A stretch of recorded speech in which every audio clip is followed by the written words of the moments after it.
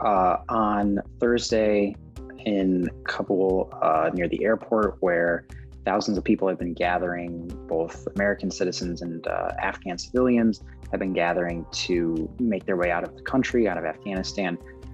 There were a pair of suicide bombings that had been attributed to ISIS by the Pentagon, and that killed more than a dozen US service members. It killed dozens of Afghan civilians. There were obviously hundreds more people wounded, including several US service members.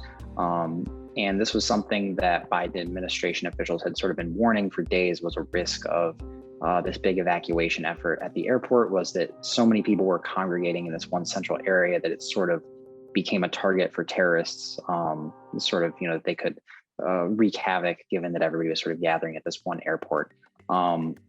So these two bombings were, something that officials had been warning about, but certainly, to have them actually happen was very tragic and really sort of shook people's sort of view of how this was going, how this evacuation was going. The White House had been really focusing on how they'd been able to ramp up the number of evacuations day by day, to the point that I think about 20,000 people on like Tuesday had been evacuated in one day.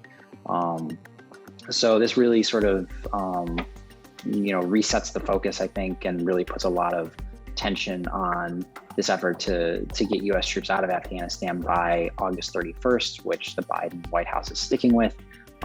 Republicans have either called on Biden to resign over this or have said that he should stay in Afghanistan longer, but the president is sticking with his timeline. So now the focus becomes, how many Americans and how many Afghan civilians can they evacuate from the country by next Tuesday, by August 31st? Yeah, so President Biden, in response to these bombings that killed more than a dozen US service members, was very blunt and very, he's very emotional about it. And he vowed that the US would carry out strikes against this ISIS affiliate that has claimed responsibility or that has been deemed responsible. He said that the US would hunt them down, they would find them, they would make them pay at a time and place of the United States' choosing. So, it's not totally clear when the U.S. will strike back necessarily. It may be after they've already withdrawn from Afghanistan.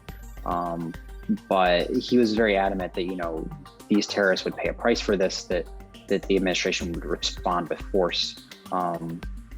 So I think, right now the focus is probably on getting as many people out as they can over the next few days before U.S. troops withdraw. But certainly, I think, then attention will turn to carrying out some kind of response for these bombings. We will hunt you down and make you pay.